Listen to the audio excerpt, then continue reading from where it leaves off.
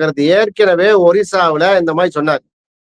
Okay. Naveen பட்நாயக்கு பக்கபலமா இருந்த IAS officer வந்து அவர் ஆமா. முதலமைச்சரா தமிழர் முதலமைச்சர் ஆகலாமான்ட்டு என்ன செய்யாரு அங்க போய் ஒரிசாவுடைய தேர்தல் பிரச்சாரத்துல கம்பு வெட்டி போட்டாரு. பூரி ம். ஜெகநாதனுடைய ஆலயத்தினுடைய சாவியே தமிழ்நாட்டுக்கு போயிட்டேன்லாம் சொன்னாரு.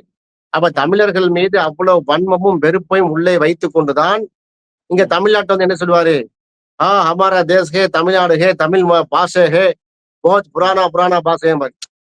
பழைய ரொம்ப பழமையான வரலாற்று சிறப்பு வாய்ந்த தமிழ் மொழி, ரொம்ப பழமையான தமிழ் என்ன நாட்டுல தான் இருக்குல்லாம் சொல்லுவாரு. சரியா? எங்களுடைய ஓகே. நாடு தமிழ்நாடுன்னு சொல்லுவாரு.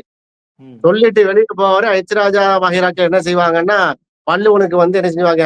திருவள்ளுவர் சிலைக்கு ரைஸ். வந்து காவி உடையத்தி போட்டு கலவரத்தை ஏற்படுத்துவாங்க. ஓகே. கண்ட கண்ட ஸ்டேட்மெண்ட்லாம் ஆர்.என். ரவி பேசுவார். ம். வள்ளலார் சனாதனத்தின் உச்சம் என்று சொல்வார்.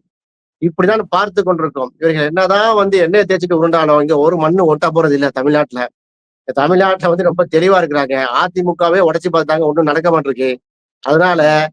தேர்தல் பிரச்சாரத்தை தொடங்கி இருக்கிறார்.